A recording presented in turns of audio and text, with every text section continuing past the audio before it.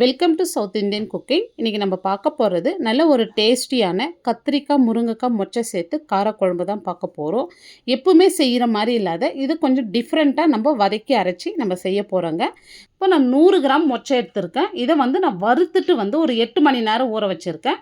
நீங்கள் காலையில் செய்கிறீங்கன்னா நைட்டே வறுத்துட்டு ஊற வச்சுங்க. இந்த மாதிரி செய்ய சொல்ல குழம்பு நல்ல மணமாகவும் நல்ல வாசனையாக இருக்குங்க. ரொம்ப சூப்பராக இருக்கும் இந்த மாதிரி வறுத்துட்டு செய்து. இப்போ ஒரு கடாய் வச்சுட்டு 1 ஸ்பூன் மட்டும் எண்ணெய் சேர்த்துங்க. இப்போ எண்ணெய் சூடேறட்டும். இப்போ பாருங்கள், ஒரு 20 நான் சின்ன வெங்காயம் எடுத்திருக்கேன். இப்போ இதை சேர்த்துடலாம். இப்போ பூண்டு நான் நாட்டு பூண்டு எடுத்திருக்கேன் பாருங்கள்.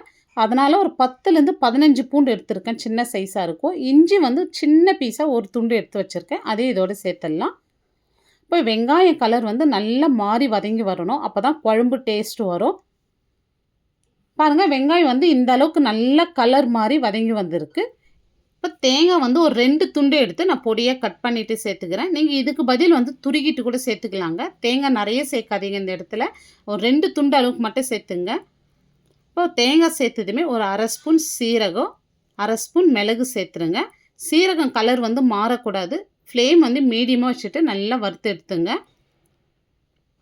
இப்போ மீடியம் சைஸில் 3 தக்காளி எடுத்திருக்கேன். நீங்கள் கொஞ்சம் பெரிய சைஸாக எடுத்திங்கன்னா 2 தக்காளி போதும். இப்போ இந்த தக்காளி ஓரளவுக்கு நல்லா வதங்கி வரட்டும். இப்போ தக்காளி பாருங்கள், இந்த அளவுக்கு வதங்கியிருக்கு. இப்போ இந்த இடத்துல நான் நிறைய கொத்தமல்லி தண்டு எடுத்திருக்கேன். எப்பவுமே கொத்தமல்லி சேர்க்கறதோட இந்த மாதிரி தண்டு சேர்த்துங்க. குழம்பு ரொம்ப சூப்பராக இருக்கும். இது கூடவே கொஞ்சமாக ஒரு கொத்து கருவேப்பிலையும் சேர்த்துட்டு இப்போ நல்லா கலந்து விட்டுங்க. இப்போ நான் வீட்லேயே அரைச்ச குழம்பு தூள் எடுத்திருக்கேன். இப்போ இது ஒரு 3 ஸ்பூன் அளவுக்கு சேர்த்துக்கிறேன். உங்கள் காரத்துக்கு தகுந்த மாதிரி நீங்கள் சேர்த்துங்க. இப்போ நம்ம குழம்பு தூள் சேர்த்ததுமே ஸ்டவ் ஆஃப் பண்ணிவிட்டு அந்த சூட்லேயே கலந்து விடுங்க. இப்போ பாருங்கள், இந்த மாதிரி கலந்து விட்டுட்டு இது நல்லா ஆறட்டும். இப்போ நான் குழம்பு செய்கிறதுக்கு குக்கர் எடுத்திருக்கேன். நீங்கள் கடாயில் கூட செய்யலாம். இப்போ குக்கர் வச்சுட்டு ஒரு 2 டேபிள் ஸ்பூன் எண்ணெய் சேர்த்துருக்கேன். இப்போ எண்ணெய் சூடாக இருந்தால் ஒரு 1/2 ஸ்பூன் கடுகு, 4 ஸ்பூனில் கம்மியாக வெந்தயம் சேர்த்துங்க. நிறைய சேர்த்துறாதீங்க வெந்தயம்.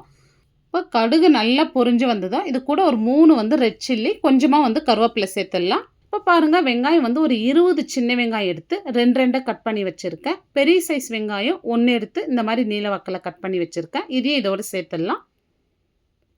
நீங்கள் சின்ன வெங்காயம் மட்டும் சேர்த்து செய்யறதுனாலும் செய்யுங்க, ரொம்ப சூப்பராக இருக்கும். இப்போ இந்த வெங்காயம் ஓரளவுக்கு வதங்கி வரட்டும். பாருங்கள், இந்த அளவுக்கு வதங்கி வந்ததும் இப்போ இதில் நம்ம கட் பண்ணி வச்ச கத்திரிக்காய் சேர்த்துடலாம். இப்போ கத்திரிக்காய் சேர்த்ததுமே நம்ம கட் பண்ணி வச்ச முருங்கைக்காவும் சேர்த்துடலாம். இப்போ இதுக்கு தேவையான அளவு உப்பு சேர்த்துருங்க. இப்போ ஒரு 1/4 ஸ்பூன் மஞ்சள் தூள், இப்போ 1/2 ஸ்பூன் சில்லி பவுடர் சேர்த்துருங்க. இப்போ முருங்கைக்காய் கத்திரிக்காய் இந்த எண்ணெயிலே நல்லா வதங்கி வரட்டும். நல்லா கலர் மாதிரி வதங்கி வரணும். இப்போ மசாலா நல்லா ஆறி இருக்குது. நான் ஒரு மிக்ஸி ஜாரில் சேர்த்துட்டேன். இதில் கொஞ்சமாக தண்ணி விட்டு ரொம்ப நைஸாக அரைச்சிடாதீங்க. கொஞ்சம் கொரகொரன்னு அரைச்சி எடுத்துங்க. இப்போ பாருங்கள், இந்த மாதிரி அரைச்சி எடுத்துங்க. ரொம்ப நைஸாக அரைச்சிடாதீங்க. இப்போ கத்திரிக்காய் பாருங்கள் நல்லா வதங்கி வந்திருக்கு. இந்த இடத்துல உங்களுக்கு அடி பிடிக்கிற மாதிரி இருந்துச்சுன்னா கொஞ்சமாக தண்ணி தெளித்து விட்டு வதக்கி எடுத்துங்க. இப்போ கத்திரிக்காய் முருங்கைக்காய் நல்லா வதங்கி வந்திருக்கு. இப்போ நம்ம அரைச்ச மசாலா அப்படியே சேர்த்துருங்க. இப்போ இந்த மசாலாலேயே இந்த காய் ஒரு நிமிஷத்துக்கு நல்லா வதக்கி விடுங்க. இப்போ இந்த அளவுக்கு நல்லா வதங்கி வந்ததும் இப்போ மிக்ஸி ஜார்லேயே கொஞ்சமாக தண்ணி சேர்த்துட்டு இதோடு சேர்த்துங்க. இப்போ மொச்சை நான் குக்கரில் சேர்த்து 2 விசில் விட்டு எடுத்து வச்சுருக்கேன். நல்லா வெந்திருக்கு.